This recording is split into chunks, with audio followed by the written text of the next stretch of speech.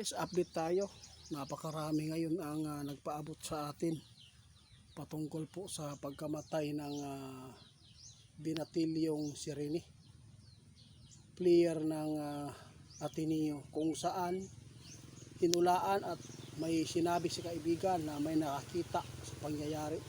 Pero ngayon parang napakarami po ang mga usapan sa social media na ang iba nalulod talaga. Pero tandaan po ninyo, mayroon po ituturo si kaibigan na dapat pag-imbestigahan. Isa na po dito ang coach nila. Dahil po mayroon pong nakita si kaibigan na may demonyong gabay po yung coach na yan. Tandaan po ninyo ito mga idol. Kailangan po maimbestigahan ng maigi para mapanagot yan, kaibigan.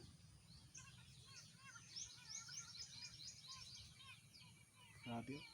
May nakita si kaibigan guys na yung tao na yan may gabay na demonyo. Yun po ang sabi ng ating kaibigan.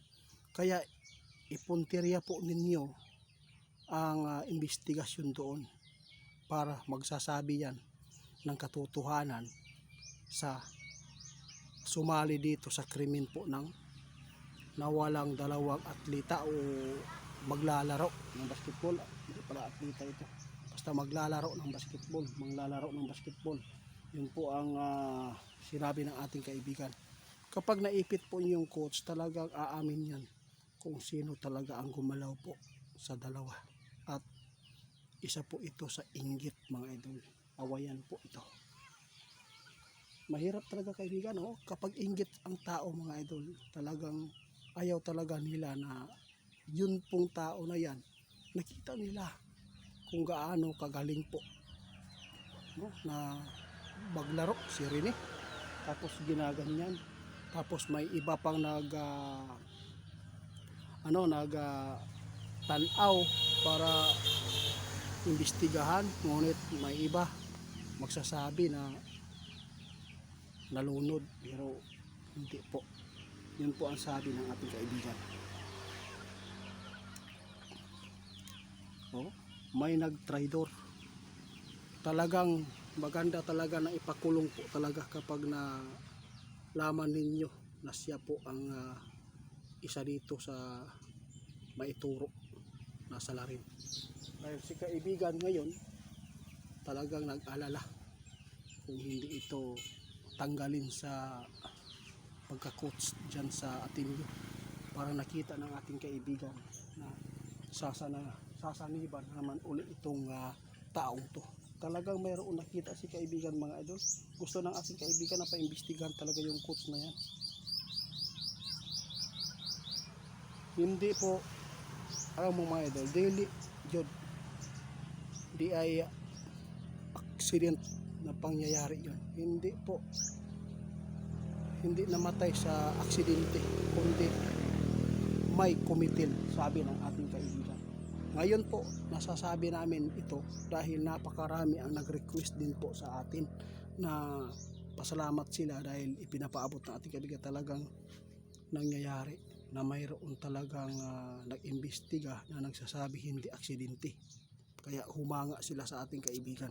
Ngayon naman, mayroon po nakita si kaibigan na hindi maganda sa coach na yan dahil may gabay na satanas, demonyo.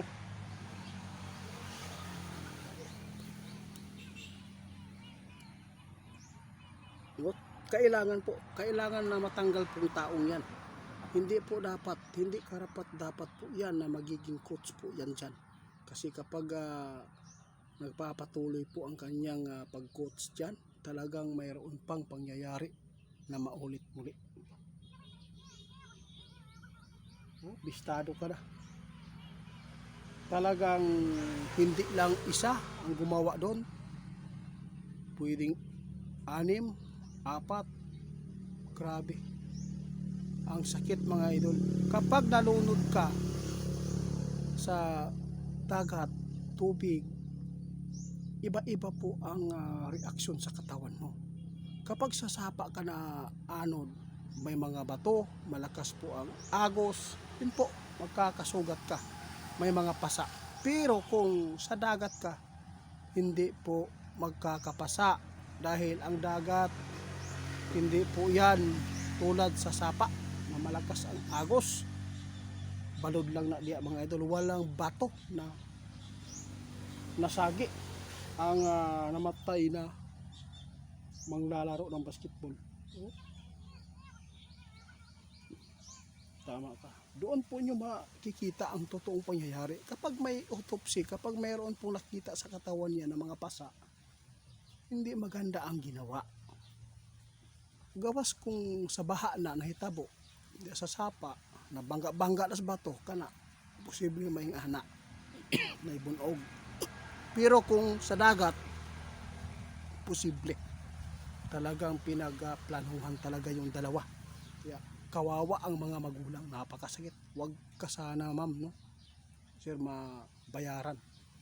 Hustisya po ang pairalin natin para po mapanagot itong mga taong to, mga demonyo, dahil sa inggit, dahil sa hindi matanggap na itong pinatay nila, na mas higit pa sa kanila na maglaro, na magaling.